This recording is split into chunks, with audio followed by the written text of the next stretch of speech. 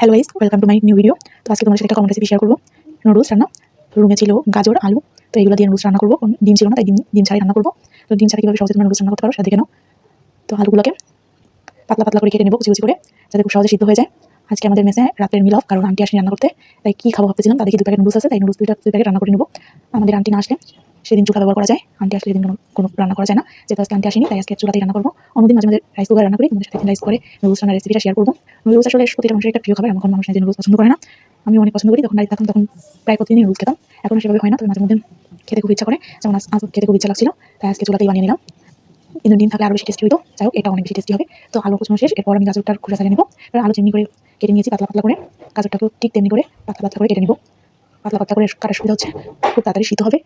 যেহেতু আমরা বেশিক্ষণ রান্না করতে পারবো না, খুব তাড়াতাড়ি করতে হবে, তার জন্য পাতলা পাতলা করে কেটে নিব।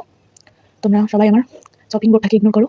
মেঝে থাকি তো সেরকম কোনো জিনিস নেই, একটু বুদ্ধি করেই চলতে হয়, তাই বাটির উপরেই কেটে নিলাম। তো এটাও খুব সহজে কাটা গেছে। তো এটা আমি সবসময় অ্যাপ্লাই করবো ভাবছি।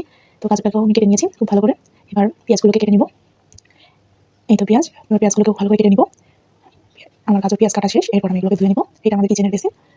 তো এগুলোকে ভালো করে ধুয়ে রেডি করে নিয়েছি। এরপর চুলায় তেল গরম করে নিব। তেল গরম হয়ে গেলে এইগুলোকে দিয়ে দিব, দিয়ে খুব ভালো করে ভাজি করে নিব, যাতে এগুলো সিদ্ধ হয়ে যায়। সিদ্ধ করে নিব।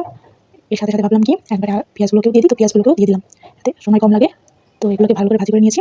এরপর গরম কড়াইতে জল ঢেলে নুডলসটা দিয়ে দিলাম। আর একটু নুডলস মশলা ব্যবহার করলাম। নুডলসটা আমি সিদ্ধ করি না, নুডলসটা আমি এভাবেই জল দিয়ে জলটা শুকিয়ে নিই। এরপর আমি গাজরগুলো দিয়ে দিলাম। এরপর এটা জলটা শুকিয়ে গেলেই আমার নুডলস রান্না কমপ্লিট। এই তো আমার নুডলস রান্না শেষ। দেখো, দেখতেই অনেক সুন্দর লাগছে।